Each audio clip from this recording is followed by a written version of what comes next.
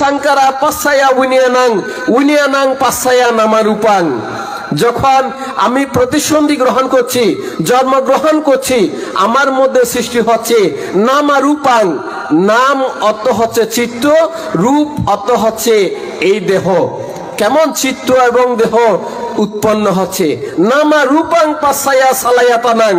এই নাম রূপের কারণে সৃষ্টি হয় সালায়াতানাং ষড়ায়তন, ষড়েন্দ্রিয়, সিক্স সেন্স, চক্ষু, কর্ণ, নাসিকা, জিহ্বা, ত্বক এবং মন। আপনার দেহ এবং মন যখন সৃষ্টি হয়, সেই দেহ এবং মনকে আশ্রয় করে একটি বৃক্ষ অঙ্কুরিত হলে যেমন সেই বৃক্ষকে আশ্রয় করে ডালপালা, শাখা প্রশাখা বের হয়, ঠিক তদ্রূপ ভাবে যখন আপনার দেহ উৎপন্ন হয়, এই দেহকে আশ্রয় করে চক্ষু, কর্ণ, নাসিকা, জিহ্বা, ত্বক এবং মনের আবির্ভাব হয়। সালায়াতানা পাসায়া পাঁচশো। এই সিক্স সেন্স ষড়েন্দ্রিয়ের কারণে আমাদের মধ্যে পাচ্ছা উৎপন্ন হয়। পাচ্ছা কি? পাচ্ছা এটি হচ্ছে পালি শব্দ। এটি সহজ সরল বাংলা অর্থ হচ্ছে স্পর্শ, টাচ। কেমন? এই যে আপনাদের সিক্স সেন্স রয়েছে, চক্ষু, কর্ণ, নাসিকা, জিহ্বা এবং ত্বক এবং মন রয়েছে। কেমন? এটির কারণে টাচ উৎপন্ন হচ্ছে, স্পর্শ। এই যে আমি কথা বলছি, আপনারা শুনছেন।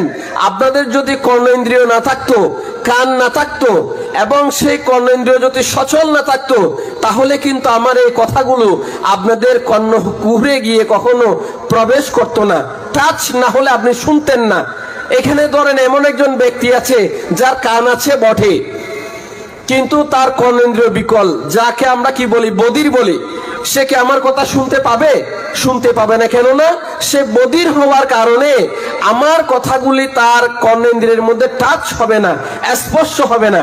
স্পর্শ না হওয়ার কারণে সে আমার কথাগুলি কখনো শুনতে পাবে না। বুদ্ধ বলছিলেন সালায়াতানা পাসায়া পাঁচশো। এই সিক্স সেন্স বা ষড়েন্দ্রিয়ের কারণে আমাদের মধ্যে প্রতিটি মুহূর্তে স্পর্শ বা পাচ্ছা বা টাচ উৎপন্ন হয়। পাচ্ছায়া বেদনাং। যখন আপনার মধ্যে স্পর্শ উৎপন্ন হয় চোখের মাধ্যমে, কানের মাধ্যমে, নাকের মাধ্যমে, জিহ্বার মাধ্যমে, আপনার মধ্যে সৃষ্টি হয় পাচ্ছায়া বেদনাং। স্পর্শের কারণে বেদনা উৎপন্ন হয়। বেদনা কি?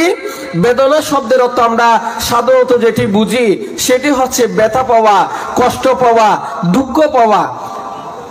যারা কবি, সাহিত্যিক, তারা এই বেদনাকে ব্যক্ত করতে গিয়ে অনেক কবিতা, গান লিখেছেন। কেমন?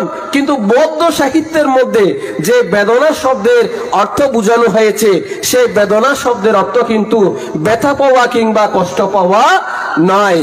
বেদনা শব্দের অর্থ হচ্ছে অনুভূতি, ফিলিংস। কেমন?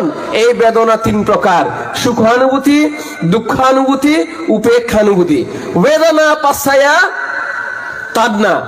যখন আপনার মধ্যে অনুভূতি উৎপন্ন হয়, এই অনুভূতির কারণে আপনার মধ্যে উৎপন্ন হয়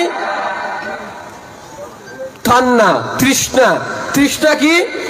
তৃষ্ণা অর্থ হচ্ছে একেবারে সহজ কথায় আসক্তি, চাওয়া পাওয়া, পাওয়ার প্রবল আকাঙ্ক্ষা। এই তৃষ্ণা তিনটি ভিত্তি আছে, ফাউন্ডেশন আছে। কেমন? এটির স্তম্ভ আছে। সেই তিনটি স্তম্ভ হচ্ছে লোভ, দেশ, মোহ। এই তৃষ্ণার তিনটি প্রভিন্স রয়েছে, প্রদেশ রয়েছে। তা হচ্ছে কাম তৃষ্ণা, ভব তৃষ্ণা, বিভব তৃষ্ণা। উপাসক উপাসিকা মণ্ডলী, তান্না পাচ্ছায়া বাবা।